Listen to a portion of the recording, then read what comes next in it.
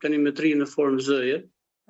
Operacionet tona fokusuan aty, ku më pak se 10% e sipërfaqes totale të kompleksit u përfshi nga zjarri, ndërsa pjesa tjetër e kompleksit u shpëtua. Po. E gjitha sada u dojsh plotësisht. Ju jeni marrë me disa raste në fakt. Përse mendoni se ndodhi kjo?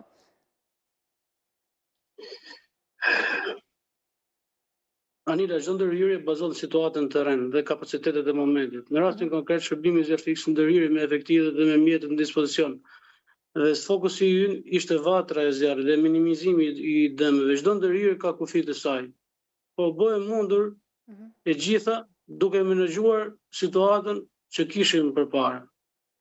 Theksojmë se ai ishte një pallat i banuar nga banorët dhe mos pasja asnjë humbje jete do të thotë një punë e jashtëzakonshme nga shërbimi i zjarrfiks. Sepse rastet të ngjashme në gjithë vendet e botës ka pasoja. Ju e dini shumë mirë, keni parë lajmet vjet në Zvicër që ndodhi vetëm me një lokal skish, domethënë që ishte një hapësirë, një pjesë e hapur lokali, imagjino çfarë ndodhi, patëm gati 100 humbje jete. Po materiali ka qenë shumë i ndeshshëm, e vërtet, po. Zhvillimi i ndërtimeve të reja në lartësi padyshim e vërtetson ndërhyrjen e shërbimit zjarrfiks. Kjo ngjelet një sfidë në vete, jo vetëm për shërbimin zjarrfiks të Shqipërisë, po për gjithë shërbimet zjarrfikse në mbar botën.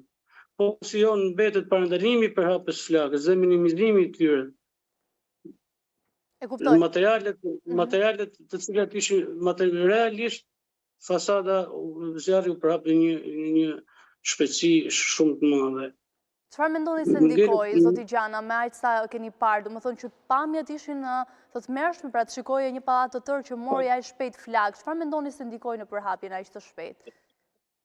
Pa dyshim që struktura e fasadës ndikoi në përhapjen e flakëve, cili element i kësaj mbetet për të parë nga grupi që do bëhet kthyer nga ekspertiza.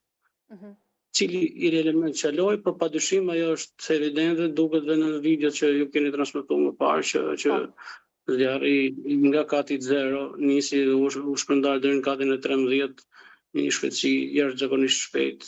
Kjo do të thotë që patjetër ka qalu fasada. Po.